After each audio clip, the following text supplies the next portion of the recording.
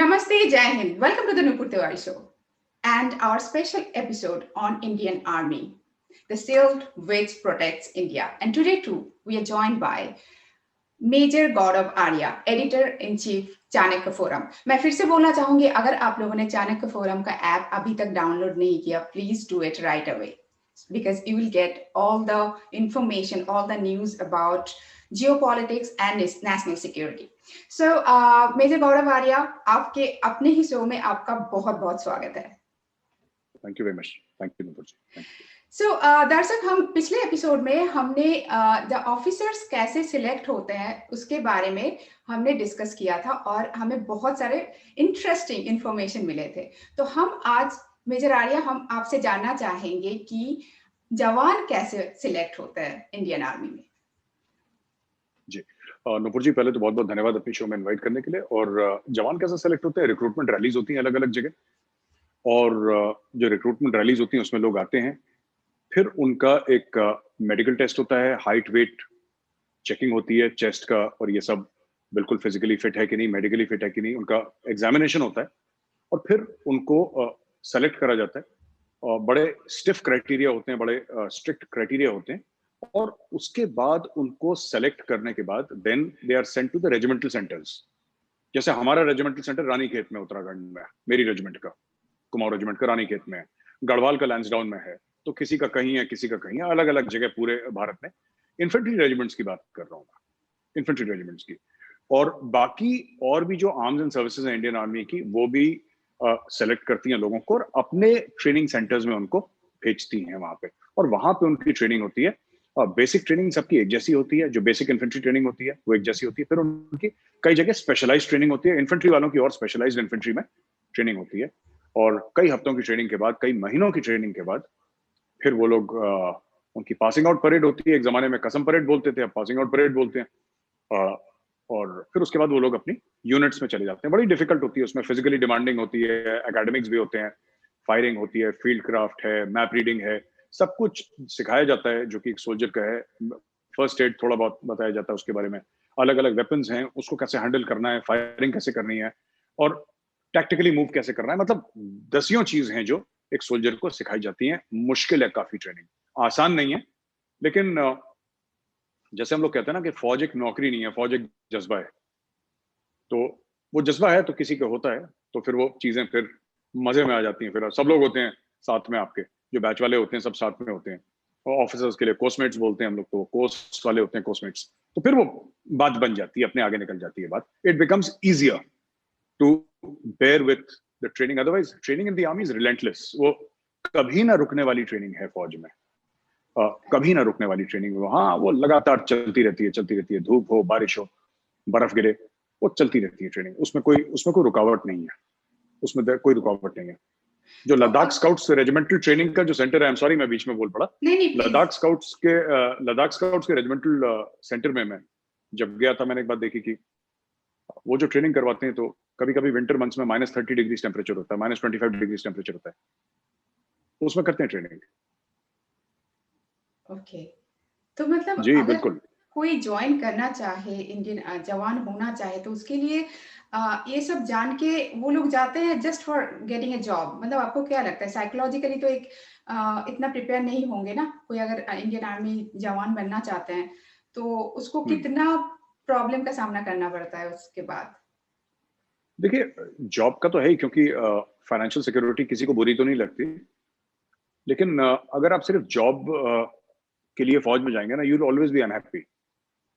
फौज में अगर आपको ये है कि मुझे सरकारी नौकरी है और मेरी 1 तारीख को तनख्वाह मिल जाएगी, और अगर आप ये सोच के फौज में जाएंगे तो आप कभी खुश नहीं रह पाएंगे फौज में। ये और किस्म की नौकरियां नहीं है जैसे और सरकारी नौकरी। मैं किसी सरकारी नौकरी को छोटा बड़ा नहीं बोल रहा, एवरीबडी इज इंपॉर्टेंट।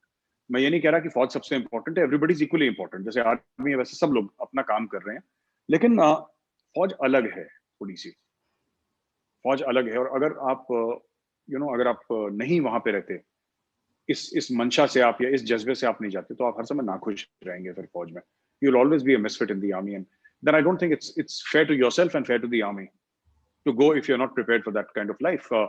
दूसरी चीज है कि आप देखिए इंडिया में, गांव में, नॉर्थ इंडिया में, साउथ इंडिया में, जहां पे भी हैं, 3-4 बजे लड़के उठ जाते हैं, हम्म। कल्चर है। आप गांव के बाहर जाइए, लड़के उठ जाते हैं और नंगे पैर दौड़ लगाना शुरू कर देते हैं। दिल स्टार्ट रनिंग बेयर फीट, कुछ शूज पहन के अपनी एक्सरसाइज कर रहे हैं। वो लड़के क्या कर रहे हैं? वो 17-18 साल के लड़के, वो फौज की तैयारी कर रहे हैं। वो जज्बा है डे वन से। एक और चीज है कि जैसे हम कॉर्पोरेट लाइफ की बात करते हैं ना, we talk about the corporate life and all that, हम कॉर्पोरेट्स की बात करते हैं, तो ये तो बेसिकली शहर का मामला है, क्योंकि कॉर्पोरेट शहर में, गांव में तो है नहीं। गांव में अभी भी एक फौजी की बहुत रिस्पेक्ट है। शहर में भी है, मैं मना नहीं कर रहा, बट गांव में क्योंकि इट्स कल्चर इज थोड़ा सा रूरल कल्चर है, थोड़ा सा अभी भी थोड़ा सा शहर से हटके है, एक प्योरिटी ऑफ थॉट है। तो वहां पे बहुत ज्यादा, this is something that people look up to. फौजी आता है छुट्टी में ना, तो एक अलग सा एक माहौल होता है गांव में कि फौजी छुट्टी, एक अलग वेलकम है। People look up to the soldier. वो अपने गांव में रोल मॉडल है, ये बात सच है, वो अपने गांव में रोल मॉडल है। तो ये चीजें हम क्योंकि सोल्जर्स की बात कर रहे हैं, जवानों की बात कर रहे हैं, सिपाहियों की बात कर रहे हैं, इसलिए मैं आपको बता रहा हूँ। तो people also look up, it's aspirational to go into the army. एक इज्जत है आपकी गांव में, बिरादरी में आपकी इज्जत है कि फौजी है ये। फौजी है तो दो तीन चीजें लोग समझते हैं कि क्योंकि, और वो उस फौजी ने रेपुटेशन नहीं बनाई अपनी, मुझे लगता है, जो गया है छुट्टी पे। वो उसके जो पहले फौजी आए हैं, वो रेपुटेशन है, और वो इंडिविजुअल की रेपुटेशन नहीं, वो इंस्टीट्यूशन की रेपुटेशन है। Because we are all ambassadors of the Indian army. Even today देखिए, मैं अपनी अगर बात करूं कि आई कैन वेरी वेल से कि यार मुझे जो करना है मैं करूं ना, मैंने तो फौज छोड़ दी है। True. And actually Indian Army will not call up and tell me, they have never called up anybody for that matter, but will not call up and tell me कि तुम ऐसा क्यों बोल रहे हो टीवी पे, तुमने ऐसा नहीं करना, ऐसा नहीं करना। वो इतनी पावरफुल चीज नहीं है कि वहां पे आपको आर्मी कुछ बोले। ज्यादा पावरफुल चीज है कि आपकी आत्मा आपको बोलती है कि यार आपने गलत किया। मैं गलतियां करता हूं कई बार, आई मेक मिस्टेक्स कभी।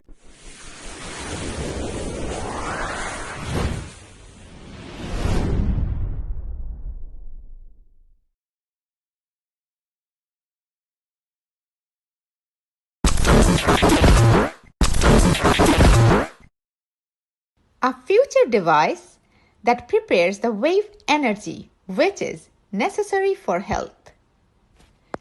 That is the quantum wave device called All-One. Predicting future health conditions from self-frequency disturbance, you can prevent upsets and illnesses.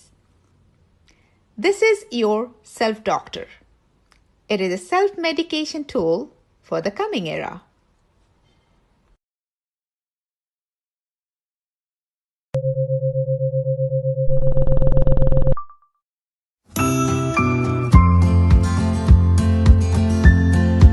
हो जाता है, कभी गुस्से में हो जाता है, कभी कैसे हो जाता है, but it's you, your own self and your seniors already retired. They, अब मुझे अगर कॉल आया मेरे सीईओ का, या किसी का भी मेरा कॉल आया, मेरे सीनियर ऑफिसर का कॉल आया कि नॉट डन, गलत करा तुमने, वो तो रिटायर हो गए हैं, उनको क्या मिल रहा है मुझे टोकने से? उनको तो कुछ नहीं मिल रहा, बट वो अपना समझते हैं, हक समझते हैं, इसलिए बोलते हैं। Similarly you also have your own conscious in the army, so you understand कि आपने वर्दी पहनी है। You have to hold yourself to higher standard than the rest of the population. तो दो तीन चीजें फॉर ग्रांटेड। सिपाही आता है गांव में, आपको पता है कि साफ बात करेगा, है ना, आपको पता है चोरी नहीं करेगा, आपको पता है झूठ नहीं बोलेगा, आपको पता है उसकी एक लेवल ऑफ इंटेग्रिटी होगी which you can take for granted, you can take that for granted, ठीक है। और आपको पता है कुछ दिन के लिए आया, वापस यूनिट चला जाएगा। सो आपको ये सब पता है फौजी के बारे में, इसलिए आप देखेंगे कि they are big influencers in villages and towns. बहुत बड़े इन्फ्लुएंसर्स हैं वो। Exactly. What you said is very much true. Actually, I have seen the same thing. Yeah. और वो लोग वो कुछ बोलते हैं, the people really believe in that. वो कुछ बोलते हैं, people follow them, है ना? तो क्या शहर में it doesn't happen in big cities?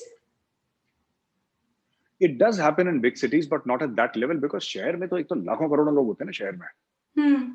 अब शहर में कोई किसी को जानता नहीं है। We lead very impersonal lives actually. Issue ये है कि ऐसा नहीं कि फौजी को पूछता नहीं है। आप अपार्टमेंट कॉम्प्लेक्स में रह रहे हैं, ठीक है ना, फौजी 3rd फ्लोर पे, आप 7th फ्लोर में, आपको पता ही नहीं नीचे फौजी रहता है। आपको लिफ्ट से अपने फ्लोर का बटन दबाना है, आपकी अपनी जिंदगी है। गांव में ऐसा नहीं है, गांव में सब एक दूसरे को जानते हैं, गांव में सब एक दूसरे का सुख दुख बांटते हैं। तो village life is totally different from city life. City life is very impersonal.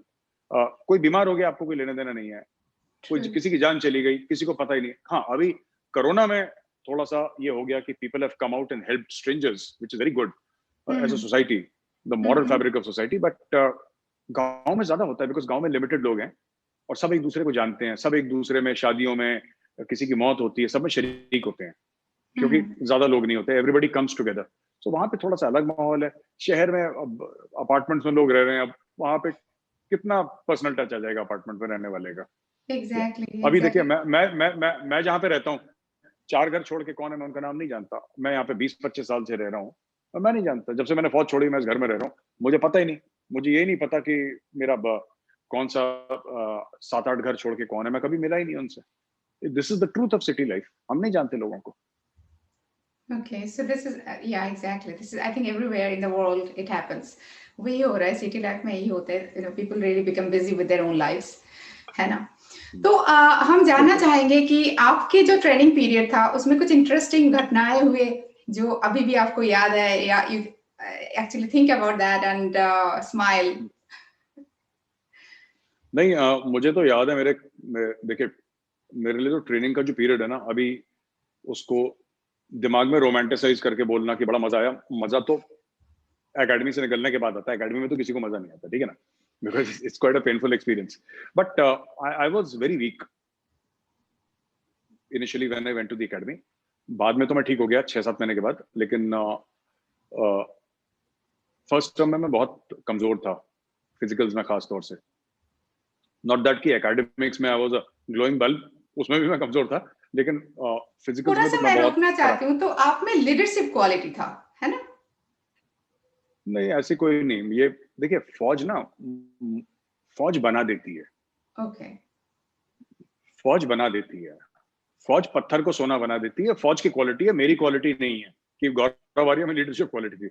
This is the character, the DNA of the Indian army. मुझ जैसे बंदे को भी ना, it makes you shine. This is you, let's call it reflected glory.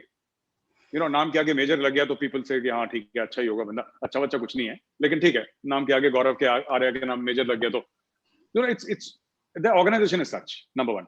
So what happened was that what I remember from the academy was that I was very weak and you know मैं first term pass नहीं कर पाता अपना, क्योंकि OTA में physical standards, OTA में एक तो टाइम नहीं होता, जैसे IMA में आपको 1.5 साल मिलते हैं, OTA में you have less than 1 year, course वही कंप्लीट करना है आपको, तो 24 घंटे चाबी रहती है OTA में, मतलब। और प्लस चेन्नई का, हमारे टाइम पे मद्रास होता था, चेन्नई बाद में हो गया।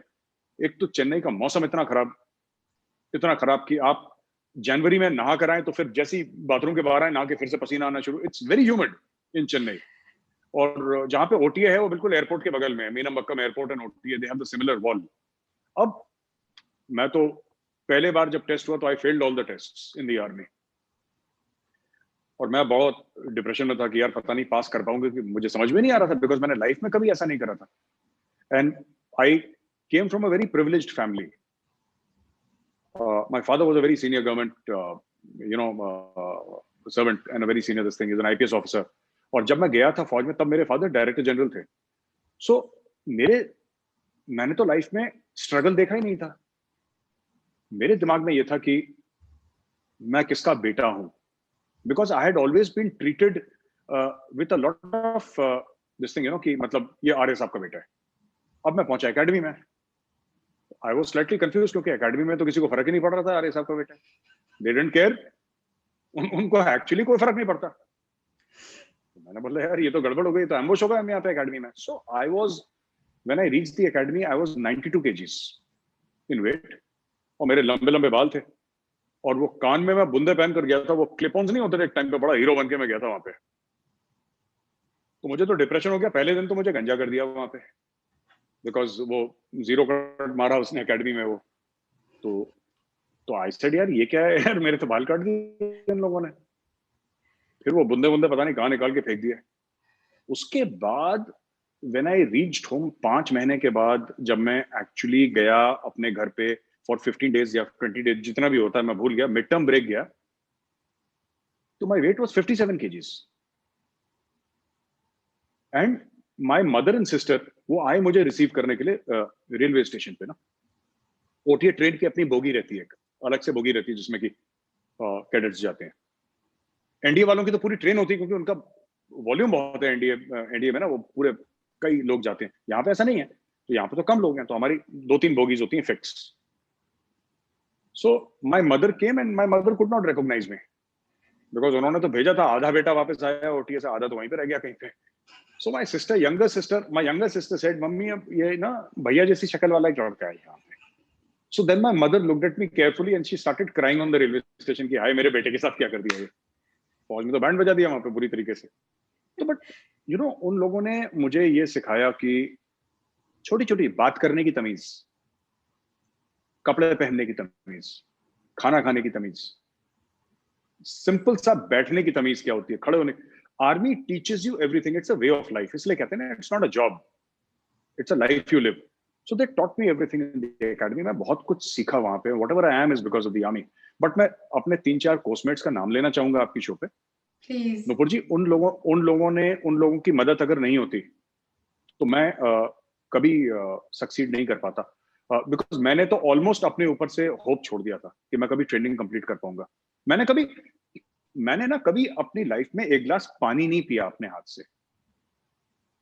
मैं ऐसी लग्जरी में पला था, मैंने कभी एक गिलास पानी किचन से नहीं लाया. मुझे प्यास लगी है तो यार पानी देना, तो पानी अपने आप आ जाता था. सॉफ्ट ड्रिंक अपने आप ले जाता था. खाने में क्या खाना किसी को बोलना था, वो कौन है मुझे नहीं पता, but when I speak from my mouth somebody will hear and somebody will make it happen. पर जब मैं एकेडमी गया तो एकेडमी में मुझे ये लगा कि यार ये कहाँ आ गया, ये तो बिल्कुल अजीब सी जगह. बिकॉज वहां पे तो आपको nobody cares who your father is. वो एकेडमी में कहावत है कि we don't care from where you came, we care where you're going and we'll make sure you get there. तो मैंने बोला यार ये तो. सो मेरे में इतनी जान नहीं थी कि मैं अपने फिजिकल्स करूं. मेरे में इतनी जान नहीं थी कि मैं अपने रूट मार्च कंप्लीट करूं, 30-35 किलोमीटर वाला जो फर्स्ट टर्म में होता है. सेकंड टर्म वाला तो बहुत लंबा होता है, बट ये नहीं करता. तो वहां पे मेरे साथ Amardeep Singh Bali, who is now a colonel, ठीक है, ही कमांडेड 10 सिखलाई, he still serving in the army. Amardeep Singh Bali है, उसने बाली नहीं होता तो मैं ट्रेनिंग नहीं कर पाता. कर्नल एपी सिन्हा, 14 बिहार उसकी यूनिट है, he still serving, he is no longer in the unit, so I can take the unit's name, there is no problem. A P Sinha वो कहीं पे पटना में दानापुर में कहीं पोस्टेड है. एपी सिन्हा ने मेरी मदद अगर नहीं करी होती, मैं एकेडमी फर्स्ट टर्म पास नहीं कर सकता. मेरा बड्डी चौहान, चाऊ बोलते थे उसको प्यार से, अब इंडोनेशिया में पता नहीं कहां पे वो छोड़ दी ना हुई, some corporate big shot, Ajit Chauhan है उसका नाम. अजीत मेरा बड़ी था, अजीत मेरी मदद नहीं करता, I would not have completed. Then there was a guy called Arnab Chakraborty, armoured corps का था. अर्नब चक्रवर्ती, चक्कू बोलते थे उसको. Chakku is in Calcutta, he is working for some company. Arnab Chakraborty मेरी मदद नहीं करता तो I could not have completed the training. मैं नहीं बन पाता ऑफिसर. इन लोगों ने मेरी राइफल उठाई है. इन लोगों ने मेरा जो पिट्ठू होता है ना, बैकपैक, इन्होंने मेरा बैकपैक उठाया है. इन लोगों ने मुझे तब हाथ दिया, मतलब कि मेरे कंधे पे हाथ रख के मुझे उठा के तब चलाया जब मैं चल नहीं पाता था. Because I was not, and slowly because of these 3-4 people whose names I have taken, I was able to complete my training. and second term में मैं ठीक हो गया, क्योंकि बॉडी को टाइम लगता है. 5-6 महीने के बाद तो मैं फिट हो गया. बट अगर ये लोग नहीं करते तो सेकंड टर्म की शक्ल देखना तो बहुत दूर. फौज मुझे लात मार के फर्स्ट टर्म में पहले रेलीगेट करती, उसके बाद लात मार के बाहर निकाल देती. पर इन लोगों ने कभी भरोसा नहीं, मेरे ऊपर से भरोसा नहीं उठाया इन लोगों का. इन लोगों ने बोला हमारा दोस्त है. तो ये मैंने आपको बोला ना, लीडरशिप जो मैंने आपको बताया था कि आर्मी में लीडरशिप क्या है, किस तरीके से हमने डिस्कस करा था पिछले एपिसोड में कि लीडरशिप होती है.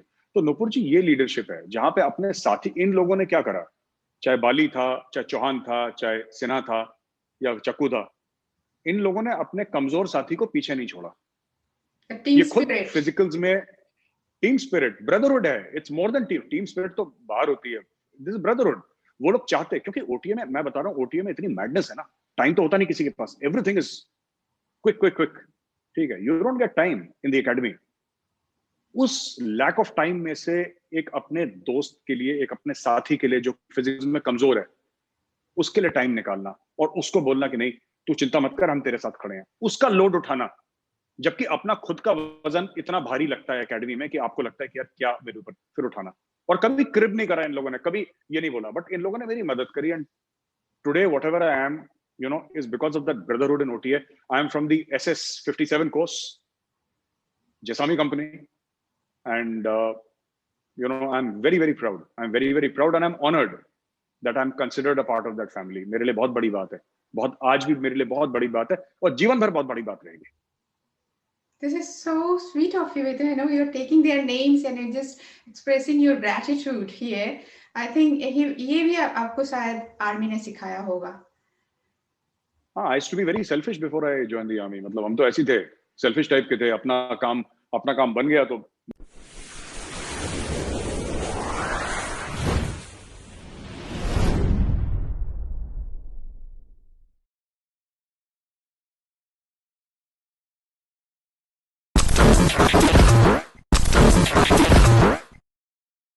A future device that prepares the wave energy which is necessary for health. That is the quantum wave device called All-One. Predicting future health conditions from cell frequency disturbance, you can prevent upsets and illnesses. This is your self-doctor. It is a self-medication tool for the coming era.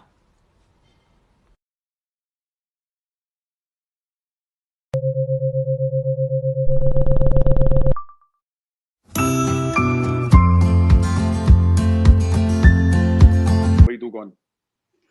फौज ने बोला कि भाई इंसान के बच्चे बनो, line में आओ जरा, ठीक है, you have to behave in a certain manner. So मैं बता रहा हूँ, before I joined the army I was a lost case. पहले फौज ने, पहले एकेडमी ने सिखाया. मेरी यूनिट का बहुत बड़ा योगदान है. मेरी यूनिट ने मुझे बहुत, मतलब आई एम रियली ग्रेटफुल. अभी भी करते हैं वो, अभी भी when I go wrong, my seniors, not just my COs who were there.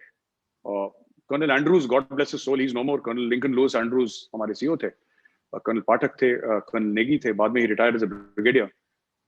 All of them and all my senior officers and all, Anuj sir थे मेरे senior, Colonel Anuj, he's still serving. And my first company commander, Colonel D.S. Rawat, and all the people, Yadav sir, Brigadier Yadav, he's a serving brigadier. He's 2 years my senior, 2.5 years my senior. He's still serving. Vijay Yadav, Yadav sir, हमारी unit के ही हैं. All these people, in their way, they groomed me. And फौज में कि everybody very strict in the army. मैं आपको एक बात बताता हूँ. They're very strict. फौजी ना नारियल जैसे होते हैं. They are like coconut, मैं बता रहा हूँ. ऊपर से they are very tough. Very tough. But if you are in a problem ना, रात के 2 बजे अगर आपको प्रॉब्लम हो गई ना, और आपने फौजी को आवाज दे दी, वो आएगा, वो आपकी मदद करेगा, वो he will stand there for you. And these people are exactly right. ये नारियल टाइप के लोग हैं फौज में. ऊपर से they are very tough. But they are very loving people, very humble people, and they are very good human beings. Exactly. I have been experiencing that. So actually, मैं यहाँ पे आपने बोला कि आप फौज जाने से पहले you were raised very in a privileged family. तो आपको आर्या साहब के बेटे बोल के आपको, मतलब आपको एक पानी लाने की भी जरूरत नहीं होता था. तो ये तो actually quite tough life you chose even for your family also, कि आपको जाने दिया फौज में, क्योंकि सबको, अगर आपके सेड दैट आर्या साहब, he was senior, very senior IPS officer, तो उनको तो थोड़ा सा पता हुआ होगा कि फौज के लाइफ बहुत टफ होते हैं, फिर भी आपको जाने दिया. तो I think what was the reason behind that, कि किसी ने आपको मना नहीं किया कि मत जाओ बेटा? मुझे एक्चुअली मैं बहुत बिगड़ा हुआ था नुपुर जी. तो आई थिंक मेरे फादर को भी पता था कि अगर इसको कोई ठीक कर सकती है, इंडियन आर्मी ठीक कर सकती है, और तो किसी के बस का है नहीं है. और मैं आपको बता दूं, मेरा जो भी लाइफ में, I entered the academy when I was 19 years old, 19 and a half, 19.5 साल का होऊंगा. I was pretty young. मैं अपने बैच में, अपने कोर्स में यंगेस्ट तो नहीं हूं मैं, लेकिन I am one of the younger once. मैं वही बोल रहा हूं कि फौज में मैं गया एकेडमी के अंदर, और विद इन 1 week सारा दिमाग सेंटर में आ गया था. फौज को 1 हफ्ते से ज्यादा नहीं लगा सेंटर में लाना. सब कुछ लाइफ में जो भी डाउट्स थे मेरे, ठीक है, कि गौरव आर्या यहाँ पे खड़ा होता है, पूरा यूनिवर्स उसके इर्द गिर्द घूमता है, ठीक है, गौरव आर्या जब बोलता है तो सूरज उगता है फिर बैठ जा, ये सब जो मेरे दिमाग में थे ना, ये तो पहले खैर 48 घंटे में दूर हो गए थे, और इन गलत फहमियों की याददाश्त उन्होंने 7 दिन में मिटा दी। उसके बाद मेरा सिर्फ बैच नंबर था 18110, बस ये याद था और मुझे कुछ याद नहीं था। एंड जो चाबी लगाई है नूपुर जी फौज ने, जो चाबी लगाई है, भगवान, इट वाज टेरिफाइंग।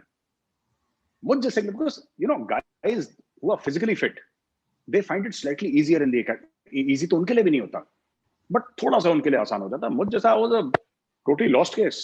मैं पहुंच गया एकेडमी में, वहां तो मुझे होश फाख्ता हो गया मेरे कि हो क्या रहा है यहाँ पे, बिकॉज रिलेंटलेस स्पेस है ना, एकेडमी में रुकता नहीं कभी कुछ मामला। इट्स नॉट दैट कि ज्यादा धूप हो रही है तो रुक जाओ छाव में, ऐसा नहीं है कुछ वहां पे। वहां पे ये दया भावना रहम वहम कुछ नहीं है। वहां पे तो चाबी लगती है तो फिर एक्सीलेटर पे पैर देते हैं वो सीधा, और वहां पे ट्रेनिंग होती है। उसके बीच में मैं फंस गया। तो बट ठीक है, then they sort of they look after you also। वो ना नारियल का कॉन्सेप्ट है, फौजी नारियल होता है, ऊपर से हार्ड अंदर से soft. So you never from thought of from the core of quitting? their heart they are softies in the academy क्या ये every तो day, बहुत टफ है मेरे लिए, so I should quit. every day I thought of quitting every day।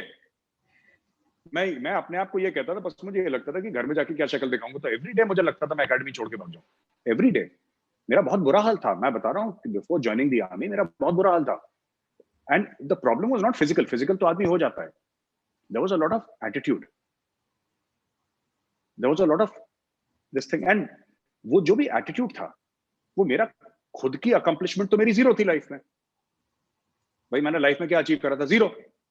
वो किसी और की अकम्पलिशमेंट को, किसी और का जो हार्डवर्क था, उसको मैं अपना समझने लगा, और मैं अपने आप को एक बहुत बड़ा 30 मार खान समझने लगा। पर I am proud of the army for one more reason, that is the first thing that I achieved in my life. अपने बलबूते पे, अपनी मेहनत से, अपने दिमाग से, अपने बाजुओं के जोर से जो मैंने पहली चीज लाइफ में अचीव करी, दैट वाज ओटीए। ठीक है? And that is something that I'm incredibly proud of. I've studied, I've done honors in history from St. Stephen's College, right? And it is supposed to be, you know, some people say South Asia's finest liberal arts college. ठीक है, मैं स्टीफेनियन हूं, and I'm very proud. But Stephen's ने मुझे exposure दिया, और इसमें कोई डाउट नहीं है, saint Stephen's college gave me a lot of exposure. फौज ने मुझे इंसान बनाया। तो it was like it is still today, Stephens is a college, right, which I'm very proud of, very proud of. Army is like a parent, you understand the difference? Yeah. Indian Army is like a parent। हाँ, वो माँ बाप के level के हैं वो लोग। That raised you well। well का तो नहीं पता, but it was quite painful initially। Academy is always painful, it's quite painful, academy is quite painful। मेरे लिए तो बहुत painful था, but second term में I started slowly getting used to it, all thanks to these मैं एक दिन picture बनाऊंगा 5 idiots, ठीक है, जैसे 3 idiots थी ना, तो but I use the term idiots affectionately here, but मैं ऐसी प्यार से उनको, हम तो एक दूसरे को कुछ भी बोल देते हैं, लेकिन you know, मैं सही में, आप आज मेरा इंटरव्यू ले रही है ना, इसमें ये 4 जो है ना, ये बाली, सिन्हा, चौहान, अर्नब चक्रवर्ती, ये नहीं होते ना, तो आप आज मेरा इंटरव्यू नहीं ले रही थी। I owe a lot to these guys. मैं इनको बोलता नहीं हूँ, मैं इनको ज्यादा नहीं बोलता, बिकॉज ठीक है, क्या बोलना, फौजी है ना, समझ जाएंगे क्या है, इनको क्या बोलना। ठीक है, कोई बात नहीं, हम इसको छोटा सा बना के उनके पास भेज देंगे। वो यही बोलेंगे, बकवास कर रहा है, पता नहीं क्या बोल रहा है। They are like that. वो लोग मेरी बात कोई सीरियसली नहीं लेते, जैसे आप लोग सीरियसली हमारे कोर्समेट्स कि हाँ ठीक है, गौरव बैठ कोने में बैठ, they are like that. The brothers coursemates, तो उनका तो हक बनता है ना, वो जो बोले हैं उनका तो हक बनता है कोर्समेट्स का। जैसे हिंदी में बोला जाता है, घर का मुर्गी दाल बराबर। नहीं, उनका मुर्गी वाला भी सिस्टम नहीं। There all of them, see, all of them are very accomplished and all of them are winners। ठीक है, अभी जैसे मैंने शूट कर रहा था, अभी I had gone to Babina recently, and Babina is near Jhansi. तो वहां पे एक ब्रिगेड है, सिल्वर स्ट्राइक ब्रिगेड। तो मेरा कोर्समेट है, मेरा बड़ा अच्छा दोस्त है, मेरा कोर्समेट, हमने साथ ट्रेनिंग करी थी। His name is brigadier Shantanu Goyal. He's commanding a brigade there, right? Now, what does it take to command a brigade? What does it take to command a brigade? हो सकता है कुछ साल के बाद इनमें से कोई जो मेरे कोस्टमेट्स हैं इनमें कोई डिव कमांडर बने, मेजर जनरल बने. So all these people are professionally excellent. तो मैं तो इनसे जब बात सीखता हूँ ना, मैं इनके साथ बैठता हूँ, मैं सुनता हूँ इनकी बातें, and I learn so much from these people even today. It's not like कि इन लोगों ने मेरी एकेडमी में हेल्प करी थी, आज भी कर रहे हैं मेरी help. Even today I seek their guidance, seek their advice. और मुझे पता है कि इनसे जो मुझे एडवाइस मिलेगी, एंड खासतौर से इवन कोस्टमेट से और पूरे इंडियन आर्मी से जब भी मुझे एडवाइस मिलती है ना, it's very cut and dry, simple, straight forward advice. It's not कि you know कि they don't care if you come on TV and if 10 people know you and people take selfies. They don't care about all this nonsense. Okay, उनको 2 रुपए का फर्क नहीं पड़ता. ठीक है, उनसे वो एक ऑर्गेनाइजेशन का माइंडसेट है अलग, and they are very clear about it. They are very clear. Indian Army is very clear about it. But I always get a lot of love and affection simply because I'm a veteran. मैं एक ex army officer हूं और मुझे उस चीज का regard, respect, love and affection मिलेगा और हर समय मरते दम तक मिलता रहेगा, ये गारंटीड है. So मेरा लास्ट क्वेश्चन आज के लिए, इस एपिसोड के लिए होगा कि the guy 19-year-old long hair और जो गौरव आर्या और आज के जो मेजर गौरव आर्या है, उसमें डिफरेंस क्या है? आर्मी ज्वाइन से पहले 19 ईयर. बहुत डिफरेंस है. जैसा मैंने आपको बताया नुपुर जी, फौज में कहते हैं first they break you and then they make you.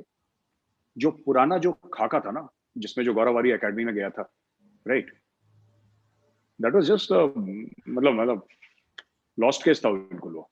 मतलब मैं आपको बात बताता हूँ, मैं लाइफ में अगर मैं फौज में नहीं जाता ना, मैं कुछ कर नहीं पाता लाइफ में. मैं फौज में चला गया, उन लोगों ने ऐसा बना दिया बिकॉज ऑफ द इंस्टीट्यूशन. मैंने आपको बोला ना, फौज अगर पत्थर को हाथ लगाते हो सोने जैसा चमकना शुरू कर देता है. So whatever you see, so many people ना, major Arya, you this thing so well, ये वेल कुछ नहीं है, सब फौज का मामला है. This is all training and the blessings of the Indian army. की किसी भी जो लोग चमक देखते हैं ना, they see that spark, they see that aggression, वो it is all because of army. Indian army के अंदर पता नहीं कुछ है, देयर इज सम मैजिक, कुछ जादू है. पत्थर के ऊपर हाथ रखते हैं, पत्थर सोने की तरह चमकता है, और लोग फिर कहते हैं ये सोना है. वो सोना नहीं है, वो फौज का आशीर्वाद है. So whether it's my coursemates SS-57, whether it's my unit 17 Kumaon, whether it's Indian Army, all my senior officers of my unit 17 Kumaon, all that, everybody, they have all contributed in some way to making me whatever I am. So जो लोग ये सोचते हैं ना कि I am worthy of something, या मैंने बहुत कुछ accomplish करा लाइफ में, I want to tell you that इसकी चाबी, इसका सीक्रेट है ना, जो इसका सीक्रेट है, उसका सीक्रेट मैं नहीं हूं, उसका सीक्रेट इंडियन आर्मी है. That is what it is. Thank you so much. I think आज जो लोग देख रहे हैं, स्पेशली इंडियन आर्मी जाने के लिए, ऑफिसर बनने के लिए जो अपने आप को तैयार कर रहे हैं, I think these are the very valuable information for them. क्योंकि आज अगर आप खुद को कहाँ से कहाँ ले आए, एज यू सेड कि इंडियन आर्मी ने आपको बनाया, आप जो भी आज बोल रहे हैं, मेरे सामने बोल रहे हैं, टीवी पे जा रहे हैं, जो भी कर रहे हैं आप, because of the Indian army, you are giving all the credit to Indian army. तो आई थिंक दर्शक जो देख रहे हैं, I think specially the youth, उसके लिए बहुत ही, I think these things, your information, your experience, I think they can use them and they can join the army if they are willing to, है ना. तो मैं दर्शक के लिए ये बोलना चाहती हूँ कि अगर ये this is happening, this show, just because of major Gaurav Arya, क्योंकि मैं तो बस एक होस्ट हूँ, because of his cooperation, because of his help, all thing, he helped me a lot, that's why I can do it. So thank you so much. So welcome. Thank you very much. You're very welcome. Thank you so much. And आज के लिए यहीं पे खत्म करना चाहेंगे. Please stay tuned because we'll be back very soon. So बहुत बहुत धन्यवाद मेजर गौरव आर्या, and जय हिंद. जय Hind. Thank you. Thank you. Bye bye. Thank you. Thank you.